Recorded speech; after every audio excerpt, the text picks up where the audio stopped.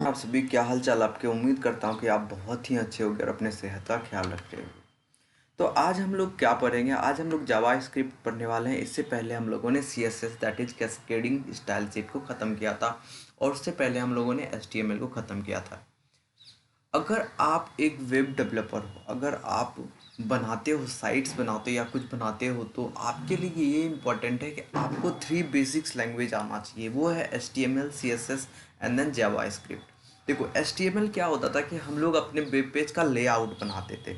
अगर उस web page के लेआउट को हम लोग को डिज़ाइन करना आता था, we are using that CSS। तो हम लोग हेल्प किसका ले रहे थे? कैस्केडिंग स्टाइल सीट का। ऑलराइट, देन ये आता है कि हम लोग अपने जो HTML का कोड है उसका बिहेवियर कैसे चेंज करें।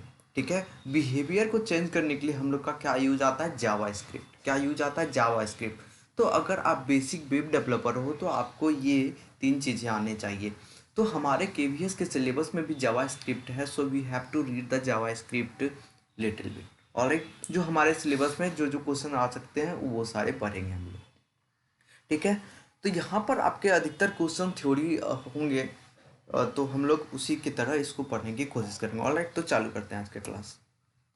देखो, तो पहली बात है कि जावा स्क्रिप्ट करता क्या है। What JavaScript can do. JavaScript क्या कर सकता है? तो JavaScript can change the HTML content. HTML content को चेंज कर सकता है। कैसे? तो चलो एक एग्जांपल के थ्रू समझते हैं। हमारे पास क्या है? एक HTML का कोड है, यहाँ पे आप देख रहे हो। ठीक है, आप लोग देख रहे हो। अब यहाँ पर देखो क्या है, यहाँ पे हम लोगों ने एक बटन बनाया। क्या बनाया है? एक बटन बनाया है। इस एग्जांपल में देखो, हम लोगों ने एक बटन बनाया है। Button type equal to button, मैंने आपको एस्टिमेट बताया था, ऑन क्लिक। देखो ये बिहेवियर कैसे चेंज करेगा। हम लोग ऑन क्लिक, ये एक क्या है? ये एक फंक्शन है। ऑन क्लिक करेंगे अगर बटन को अगर दबाएंगे तो document dot gate element by ID. ये जो गेट एलिमेंट बाय आईडी है, ये जावा स्क्रिप्ट का one of the most important aspect जो आपको याद रखना है। ठीक है, और हम लोग डॉट इनर HTML भी लिखेंगे। तो ये क्या कर रहा है? देखो, अगर हमारा देखो हेडिंग क्या था? What JavaScript can do. यहाँ पे आईडी क्या है? मेरा पैराग्राफ का डेमो, और यहाँ पे लिखा हुआ है जावा स्क्रिप्ट। ठीक है, अगर पहले यहाँ पर जावा स्क्रिप्ट था, अगर मेरा एक बटन आया और बटन में लिखा हुआ है क्लिक मी, अगर आप उस बटन को क्लिक करोगे तो आपका क्या होगा? जावा स्क्रिप्ट चेंज होके हो जाएगा क्या? हेलो जावा स्क्रिप्ट। तो क्या किया? HTML के डॉक्यूमेंट के बिहेवियर को चेंज किया या नहीं किया? किया। यहाँ पर एक बेसिक मैंने आपको समझाया आखिर क्या हो रहा है जावास्क्रिप्ट के थ्रू।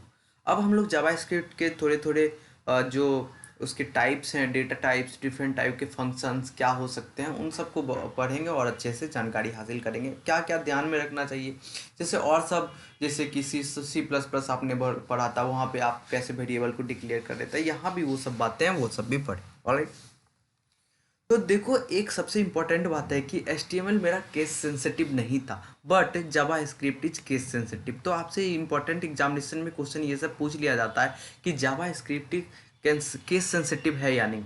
या आपको बोल देगा कि बताओ कैपिटल VAR और स्मॉल VAR लिखा हुआ है, तो बताओ ये दोनों सेम है या नहीं। आप बोलोगे सेम नहीं है, क्योंकि जावा स्क्रिप्ट क्या होता है? केस सेंसिटिव होता है। ठीक है, अब यहाँ पे देखो hyphens are not allowed in JavaScript. Hyphens, आप कोई भी चीज़ डिक्लेयर करते हो तो आप हाइपन को यूज नहीं कर सकते, क्योंकि जावास्क्रिप्ट में ये स्पेशली किसके लिए बनाया गया? सब्सट्रैक्शन के लिए रखा गया। ठीक है, अब हम लोग जानते हैं कि हम लोग जावास्क्रिप्ट में वेरिएबल्स को कैसे डिफाइन करते हैं भैया। कैसे करते हैं? तो आप स्मॉल में लिखोगे VAR, ना कैपिटल भी होना चाहिए, ठीक है, ना सारा VAR मतलब कैपिटल होना चाहिए। यहाँ पे स्मॉल VAR आप लोगों ने लिखा, एक्स लिखा इक्वल टू असाइन, अपने ऑपरेटर दिया इक्वल टू, क्या बोलते हैं? असाइन ऑपरेटर इक्वल टू 5, मतलब एक्स में 5 है, वाई में 6 है, और वेरिएबल ZX+Y है। ठीक है, तो यहाँ पर हमारा क्या होता है? जावास्क्रिप्ट में हमारा जो डेटा टाइप होता है वो डायनेमिक होता है। ठीक है, अगर यहाँ पर आप वेरिएबल x इक्वल टू 5 लिख रहे हो, वहीं पर अगर variable x equal to double quote के अंदर या सिंगल कोट के अंदर आप 5 लिखते हो तो वो स्ट्रिंग बन जाता है। तो यहाँ पर आपको ये दिमाग नहीं लगाना होता है कि हम लोग इसको नंबर लिखें, बुलियन लिखें या फिर स्ट्रिंग लिखें। आप सिर्फ VAR स्मॉल में लिखते हो, आपका वो नंबर हो जाता है। वो जावास्क्रिप्ट खुद ही डिसाइड कर लेता है ये नंबर है या स्ट्रिंग है। ठीक है, तो आपको इतना टेंशन लेने की ज़रूरत नहीं है। तो आपसे ये क्वेश्चन पूछ सकता है कि बताओ जावास्क्रिप्ट में वेरिएबल को डिफाइन करने के लिए आप क्या यूज़ करते हो? आप यूज़ करोगे var, that is VAR। Alright, समझ में आया? आगे चलते हैं। देखो पहले जावा स्क्रिप्ट में क्या था कि सिर्फ हम लोग VAR ही यूज कर सकते थे, पर अप्रॉक्स 2015 के लगभग जावा स्क्रिप्ट में क्या हुआ, चेंजेज आया। फिर क्या हुआ, कॉन्स्ट कीवर्ड भी यूज होने लगा और एक और आया न्यू कीवर्ड, लेट। तो कॉन्स्ट कीवर्ड को मतलब देखो हम लोग पहले भी पढ़ते थे, कॉन्स्ट के लिए क्या होता था, एक कांस्टेंट वैल्यू असाइन करते थे अपने वेरिएबल में जो कि चेंज नहीं होता था। यहाँ पर भी वही है। और लेट कीवर्ड क्या होता है यहाँ पे यूज, कुछ एक ऐसा वेरिएबल होगा जिसका कि रेस्ट्रिक्टेड स्कोप होगा। ठीक है, आप स्कोप का मतलब समझते हो अपने प्रोग्राम में कि एक आपका होता है कि आप लोकल स्कोप में हो, एक वेरिएबल आप ग्लोबल स्कोप में हो। ठीक है, एक वेरिएबल का औकात ये है कि वो या तो लोकल हो सकता है या ग्लोबल हो सकता है। ठीक है, अब देखो जावा स्क्रिप्ट आइडेंटिफायर्स के बारे में पढ़ने की कोशिश करते हैं। अब बताओ कि भैया जावा स्क्रिप्ट आइडेंटिफायर्स क्या है। आइडेंटिफायर्स क्या है कि आप अपने कंप्यूटर प्रोग्रामिंग लैंग्वेज में कुछ भी डिफाइन करते हो तो उसका सेट ऑफ रूल्स होता है। क्या होता है, सेट ऑफ रूल्स होता है हर एक प्रोग्रामिंग लैंग्वेज का। ठीक है, तो यहाँ पर क्या है, अगर आप किसी वेरिएबल को डिक्लेयर कर रहे, कोई फंक्शन डिक्लेयर कर रहे, तो आपको ये जानना जरूरी है कि भैया कि हमारा जो प्रोग्रामिंग लैंग्वेज है उसमें हम लोग का क्या सेट ऑफ रूल्स फॉलो होगा। So we have to know this, और हमारे एग्जामिनेशन में भी ये आते हैं। ठीक है, देखो पहली तो बात है कि नेम्स कैन कंटेंट्स, आप आइडेंटिफायर्स का नाम जब लिखोगे तो वो लेटर कंटेंट कर सकता है, डिजिट कंटेंट कर सकता है, अंडरस्कोर कंटेंट कर सकता है और डॉलर साइन भी कंटेंट कर सकता है। और दूसरा इंपॉर्टेंट बात है कि हमारा जब भी आइडेंटिफायर का नाम होगा वो लेटर से बिगिन होगा, या तो, और देखो या तो लेटर से या डॉलर साइन से या अंडरस्कोर से आप बिगिन कर सकते हो। But we will not use in this tutorial. तो क्या मतलब है कि हम लोग इस ट्यूटोरियल में इन दोनों बातों को यूज़ नहीं करेंगे, क्योंकि ये देखो ये हमारा यूज करना मतलब ज़्यादा फायदेमंद है नहीं। आप झूठ से क्या होगे, आप कंफ्यूज हो जाओगे। इसीलिए मैंने क्या किया है कि यहाँ पर कहीं भी डॉलर साइन और अंडरस्कोर को यूज नहीं किया है। ऑलराइट, तो इसीलिए हम लोग यहाँ पर ये बात को मेंशन कर रहे हैं। ठीक है, इंपॉर्टेंट है ये मेंशन करना ताकि आप कंफ्यूज नहीं हो। बस आपको पता होना चाहिए कि आप अपने आइडेंटिफायर का नाम डॉलर से या फिर अंडरस्कोर से भी चालू कर सकते हो। अगर आपसे MCQ में ये क्वेश्चन पूछ लिया जाए कि हमारा कुछ भी एक वेरिएबल डॉलर लिखा हुआ है एक्स, तो आप उसको बोलोगे सही है, क्योंकि हम लोग डॉलर या अंडरस्कोर से अपने आइडेंटिफायर्स का नाम चालू कर सकते हैं। ऑलराइट, नेम्स केस सेंसिटिव है मैंने आपको बताया, और रिजर्व कीवर्ड जो होता है उसको हम लोग एज आइडेंटिफाई यूज नहीं कर सकते किसी भी प्रोग्रामिंग लैंग्वेज में। और अगर समझो मेरा क्या है, अगर आप ऐसे डिक्लेयर कर सकते हो, या तो आप अलग अलग लाइन में वेरिएबल और अलग अलग वेरिएबल का नाम डिक्लेयर करो, या फिर आप वेरी एक कीवर्ड आप लोगों ने यहाँ पे लिखा और एक ही लाइन में पर्सन जो हूँ स्पोर्ट्स नेम कोमा दे के वॉलीबॉल और प्राइस 200, आप एक लाइन में भी क्या कर सकते हो, डिक्लेयर कर सकते हो अपने वेरिएबल्स को। समझ में आ? अब यहाँ पे देखो इंपॉर्टेंट नोट आप याद करो, क्या है कि अगर मेरा वेरिएबल एक कार नेम है और उसमें असाइन है मारुति, अगर वेरिएबल कार नेम को फिर से हम लोग डिक्लेयर कर रहे हैं तो हमारा जब variable car name Maruti assign था वो मारुति असाइन ही रहेगा, चेंज कुछ नहीं होगा। ठीक है, अब देखो x इक्वल टू है 5, जो है 5 को स्ट्रिंग बनाया आप लोग जावा स्क्रिप्ट में, या तो डबल कोट या सिंगल कोट से आप स्ट्रिंग बना सकते हो, बोथ आर अलाउड।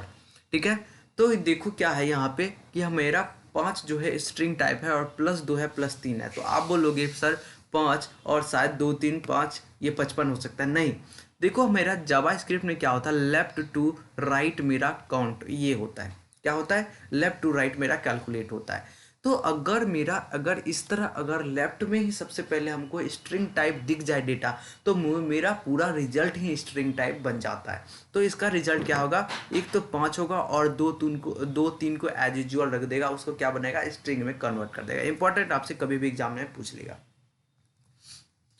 और भी एग्जांपल इस पे लेते हैं ताकि आपको समझ में आए। मैंने बताया आपको कि लेफ्ट से राइट हम लोग कैलकुलेट करते हैं। ठीक है, तो अगर लेफ्ट से राइट करें यहाँ, तो मेरा क्या है, इंटीजर टाइप है, नंबर बेसिकली जावास्क्रिप्ट में नंबर होता है। इंटीजर फिंटीजर का यहाँ पे कोई मतलब नहीं है। आपका कोई भी नंबर है जावास्क्रिप्ट में, जैसे आप 3 बोल रहे हो या 3.4 बोल रहे हो, तो ये सब क्या है, इसका टाइप क्या है, नंबर टाइप होता है, नंबर डेटा टाइप। क्या, नंबर डेटा टाइप। ऑलराइट, अगर आप 16 4 20 और वेरी कर रही हो तो स्ट्रिंग है। देखो लेफ्ट से राइट हुआ, पहले मेरा नंबर टाइप था इसलिए मेरा रिजल्ट क्या होगा, 20 वेरी।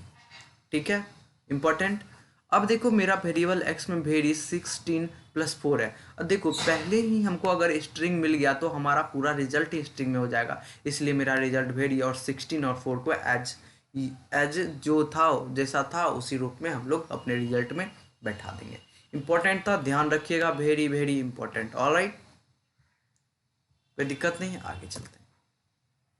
हम लोग को देखो कि हमारा प्रिमिटिव डेटा टाइप जो प्राइमरी डेटा टाइप होता है जावास्क्रिप्ट में, वो मेनली 4 तरह के होते हैं, स्ट्रिंग, नंबर, बुलियन और अनडिफाइंड। ठीक है, अगर आपको किसी भी डेटा टाइप के बारे में नहीं पता है, आपके पास वो वैल्यू है, तो आप क्या करो, ऑपरेटर यूज करो टाइप ऑफ।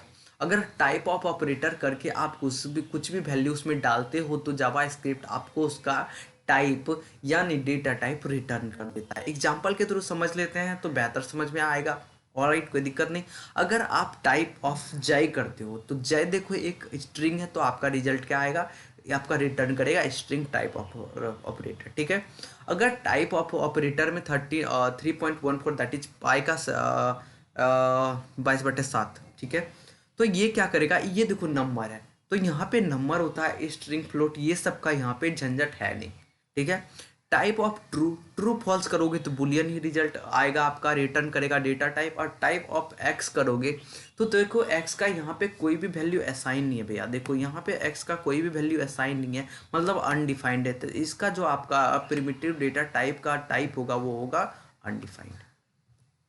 ठीक है, अब एक इम्पॉर्टेंट बात है कि हमारे जावास्क्रिप्ट में और दो होते हैं, फंक्शन और ऑब्जेक्ट। ठीक है, फंक्शन और ऑब्जेक्ट। तो हमारा क्या होता है इम्पोर्टेंट, मैं क्या बोल रहा हूँ ध्यान दीजिए कि मेरा जावास्क्रिप्ट में एरे भी एक ऑब्जेक्ट टाइप है। क्या है, एरे भी एक ऑब्जेक्ट टाइप है। अगर टाइप ऑफ आप एक एरे लेते हो तो आपको एक ऑब्जेक्ट रिटर्न करेगा। ठीक है, देखो यहाँ पर एक क्या है, यहाँ पर एक ऑब्जेक्ट, हम लोग ऑब्जेक्ट के बारे में पढ़ेंगे जावास्क्रिप्ट, उसको करली ब्रैकेट से हम लोग चालू करते हैं और वैल्यू उसका नेम और वैल्यू के पेयर में काम करते हैं। तो ये देखो ये रिटर्न करेगा ऑब्जेक्ट। अगर ये देखो ये मेरा एरे है, क्या है, एरे, हम लोग जावास्क्रिप्ट में एरे ये ब्रैकेट से चालू करते हैं। ठीक है, और इसका टाइप क्या होता है, ऑब्जेक्ट ही होता है। नल का भी टाइप ऑब्जेक्ट होता है और फंक्शन का टाइप क्या होगा, फंक्शन होगा। ठीक है, इंपॉर्टेंट है, याद रखिएगा।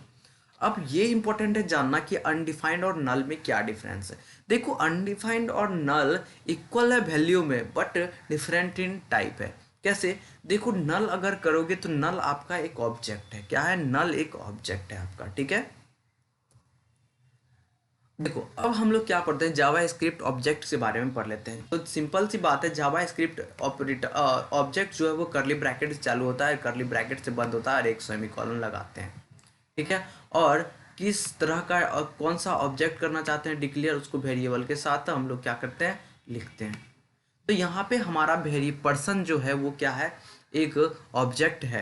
और ऑब्जेक्ट देखो फर्स्ट नेम सेमी कॉलन और जॉन, लास्ट नेम डॉय और एज, ऐसे करके आप आई कलर ब्लू ऐसे करके आप इसका डिफाइन कर सकते हो। क्या होना चाहिए ऑब्जेक्ट में, आपका एक नेम है और उसका एक वैल्यू है, दोनों पेयर में काम करना चाहिए। ऑलराइट, कोई दिक्कत नहीं। अगर जावास्क्रिप्ट की बात करो तो जावास्क्रिप्ट हम लोग ये रेक्टेंगुलर जो है ये ब्रैकेट उससे चालू करते हैं और बाकी इसके अंदर में अपना नाम लिखते हैं। ठीक है, अब देखो ये इंपॉर्टेंट है कि एरे जो होता है इंडेक्स 0 से चालू होता है, याद है आपको, हमेशा यही होता है। ठीक है, मैंने आपको बताया था कि जावास्क्रिप्ट का टाइप जो होता है वो डायनेमिक होता है। मतलब अगर अभी x=5 आप कर रहे हो, नंबर टाइप x=जॉन कर दे तो x अभी क्या हो गया, x अभी स्ट्रिंग बन गया, तो हम लोग ऐसे कर सकते हैं। ठीक है, अब ये इम्पोर्टेंट है कि हम लोग का जो है वो बिहेवियर चेंज करता है, क्या, जावास्क्रिप्ट एचटीएमएल एलिमेंट का, एचटीएमएल डॉक्यूमेंट का। तो इम्पोर्टेंट ये है कि हम लोग जावास्क्रिप्ट कोड को कहाँ कहाँ प्लेस कर सकते हैं। या तो जावास्क्रिप्ट को कोड हम क्या लिखें, एक्सटर्नल फाइल में लिखें और उसको अटैच कर दें अपने एचटीएमएल कोड में, या फिर एचटीएमएल कोड के डॉक्यूमेंट के अंदर ही हम लोग क्या करें, अपने क्या करें, किसको लिखें, बताओ बताओ बताओ, अपने जावास्क्रिप्ट के कोड को लिखें। तो जावास्क्रिप्ट का कोड क्या होता है, वो स्क्रिप्ट टैग के अंदर लिखा जाता है in the HTML document, right. अगर आप एचटीएमएल डॉक्यूमेंट के बाहर लिखते हो in some other files using the JavaScript extension that is .js, तो आपका वहाँ पर क्या होगा, आपको वहाँ पे स्क्रिप्ट टैग का यूज करने का कोई ज़रूरत है, बिल्कुल नो नो नो। ऑलराइट, सो देखो आप क्या करोगे, स्क्रिप्ट टैग के अंदर आप लिखते हो। स्क्रिप्ट टैग हमारे HTML डॉक्यूमेंट्स में हम लोग कहीं भी प्लेस कर सकते हैं और कितने भी नंबर ऑफ टाइप्स प्लेस कर सकते हैं। या तो हम लोग हेड में प्लेस कर सकते हैं या हम लोग बॉडी में प्लेस कर सकते हैं अपने स्क्रिप्ट टैग को, ठीक है। पर ये अच्छा एक मतलब क्या बोलते हैं उसको, अच्छा प्रोग्रामिंग बिहेवियर है आपका, अच्छा प्रोग्रामिंग आदत है, हैबिट है कि आप क्या करोगे, बॉडी के लास्ट में अपने स्क्रिप्ट टैग को लिखो। तो ये हमारा कोडिंग का जो इंटरप्रिटेशन होता है उसको क्या कर देता है भैया, FAST, that is fast, right. तो आप यहाँ पे स्क्रिप्ट के अंदर लिख रहे हो अपना code, document dot gate element by ID। Demo मेरा ID होता है, क्या होता है, ID होता है HTML एलिमेंट का, डॉट इनर HTML और माई फर्स्ट जावा स्क्रिप्ट। तो ये क्या करेगा, जिसका भी यहाँ पे ID मेरा डेमो होगा, जिस भी हमारे HTML एलिमेंट को अगर वहाँ पे समझो पैराग्राफ है, उसका ID है डेमो, उसके अंदर लिखा हुआ है माई पैराग्राफ, तो हम लोग क्या करेंगे उसको चेंज करके माई फर्स्ट जावा स्क्रिप्ट कर सकते हैं यूजिंग द स्क्रिप्ट टैग और जावा स्क्रिप्ट, राइट। अब देखो क्या होता है कि हम क्या कर सकते हैं कि हम लोग का क्या होता है कि इवेंट होता है, यहाँ पे क्या होता है जावा स्क्रिप्ट में इवेंट अकर होता है। तो हम लोग एक बटन बनाते हैं, बटन को दबाते हैं तो एक इवेंट बनता है। समझो समझो हमारा स्क्रिप्ट के अंदर कुछ एक फंक्शन बना हुआ है, फंक्शन मेरा फंक्शन बना है, ऑलराइट। आप करते हो document gate element by ID inner HTML और HTML प्रोग्राम चेंज करो, ठीक है, पैराग्राफ चेंज करो। तो मेरा एक बटन बना है, बटन टाइप का, ऑन क्लिक मतलब दबाने पर मेरा फंक्शन कॉल होगा। हम लोग मेरा फंक्शन कॉल कैसे करेंगे, ऐसे करेंगे, मेरा फंक्शन कॉल होगा और एक फंक्शन कॉल करके क्या होगा, अगर ट्राई इट एक बटन है, ठीक है, और यहाँ पे लिखा हुआ है आ पैराग्राफ, क्या लिखा हुआ है आ पैराग्राफ, तो हमारा देखो ID है क्या, डेमो का, यहाँ पे ID क्या है, डेमो। तो इसके अंदर जो भी चीज़ लिखा हुआ उसको हम लोग क्या करेंगे, चेंज करेंगे, ठीक है। तो ट्राई इट अगर बटन को आप दबाते हो तो आपका एक पैराग्राफ हट के क्या आ जाएगा, रिजल्ट पैराग्राफ चेंज करो, ऑलराइट। यही होता है मेन काम जावा स्क्रिप्ट। अब मैंने क्या बताया, या तो आप जावा स्क्रिप्ट को जावा HTML कोड के अंदर लिखो, HTML डॉक्यूमेंट के अंदर लिखो, या फिर बाहर लिख के उसमें अटैच कर दो। अगर बाहर लिखते हो तो आप फाइल बनाओ और .js से सेव करो और उसके बाद क्या करो, स्क्रिप्ट के अंदर एक src टैग यूज करो, अपने फाइल का नाम लिख दो, ठीक है, फाइल का एड्रेस दे दो। तो ये इंपॉर्टेंट है कि आपका .js यानी जावा स्क्रिप्ट फाइल उसी फाइल में होना चाहिए, उसी फोल्डर में होना चाहिए जिसमें कि आपका HTML कोड होता है, ठीक है, याद रखिएगा। और external script can not contain script tags, मैंने आपको बताया, मतलब आप बाहर की फाइल में आपको स्क्रिप्ट टैग यूज करने का जरूरत नहीं है। अगर आप HTML में ही खुद लिख रहे हो जावा स्क्रिप्ट का कोड तो आप स्क्रिप्ट का टैग यूज करो, otherwise it is not usable, ठीक है। अब क्या है, जावा स्क्रिप्ट में हम लोग डिफरेंट टाइप्स के डिस्प्ले कर सकते हैं डेटा को, डिफरेंट टाइप से डिस्प्ले कर सकते हैं आपको अपने डेटा को। एक तो हम लोगों ने हमेशा से पढ़ा है कि इनर HTML को यूज करके हम लोग डिस्प्ले करते हैं अपने क्या करते हैं जावा स्क्रिप्ट के, जावा स्क्रिप्ट में जो भी चीज़ है उसको हम इनर HTML के थ्रू डिस्प्ले करते हैं। दूसरा है डॉक्यूमेंट डॉट राइट और तीसरा है विंडो डॉट अलर्ट और क्या है कंसोल डॉट लॉग। देखो डॉक्यूमेंट डॉट राइट और विंडो अलर्ट और कंसोल डॉट, ये चार तरीका है हमको किसी भी जावा स्क्रिप्ट के डेटा को डिस्प्ले करने के लिए, ठीक है। ये इंपॉर्टेंट नोट यहाँ पर देखो क्या है कि document dot write after an HTML document is loaded will delete all the existing HTML element. तो क्या मतलब इसको समझते हैं, अगर मेरा समझो इस तरह का कुछ पैराग्राफ है, ठीक है, इस तरह का कोड है और हम लोगों ने एक बटन बनाया, बटन टाइप का, ऑन क्लिक करने पे हम लोग डॉक्यूमेंट डॉट राइट 509 कर रहे हैं, राइट कर रहे हैं बटन का नाम। देखो मेरा पहले क्या था, मेरा यहाँ पे मेरा वेब पेज में क्या दिख रहा था, my first web page on my first paragraph, और वहाँ पे नीचे में एक बटन होगा, अगर आप एक कोड को पूरा अच्छे से लिखोगे, रन करोगे तो ये ट्राई एक बटन होगा। अगर आप ट्राई करोगे तो ये सारा चीज़ हट जाएगा, ये सारा चीज़ हट के क्या हो जाएगा, 509 आपका रिजल्ट बस 14 ही दिखेगा आपके वेब पेज पे, ठीक है, 14 ही दिखेगा आपका रिजल्ट वेब पेज पे। तो ये होता है इसका मतलब डॉक्यूमेंट डॉट राइट। इसीलिए डॉक्यूमेंट डॉट राइट को हम लोग नहीं यूज करते अपने जावा स्क्रिप्ट में, क्योंकि इसको यूज़ करना कोई बुद्धिमानी की काम नहीं है, इसको बस टेस्टिंग के लिए यूज़ करते हैं।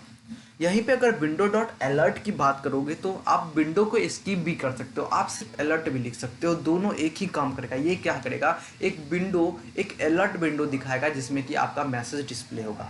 कंसोल डॉट लॉग की बात करें तो ये डिबगिंग पर्पस के लिए यूज होता है, ठीक है। ऑलराइट, देखो जो है जावा स्क्रिप्ट के पास अपना प्रिंट ऑब्जेक्ट नहीं है, ये फिर कैसे करता है प्रिंट, ये करता है विंडो डॉट प्रिंट करके आप कर सकते हो प्रिंट किसी भी चीज़ को, ठीक है। जावा स्क्रिप्ट फंक्शन के बारे में थोड़ा जानकारी हासिल लेते हैं, उसके बाद आगे हम लोग इसके स्विच फॉर लूप के बारे में पढ़ेंगे, क्या क्या लूप्स हैं, कैसे कंडीशन को हम लोग यहाँ पे करते हैं जावा स्क्रिप्ट में, वो सब हम लोग अगली क्लास में पढ़ेंगे।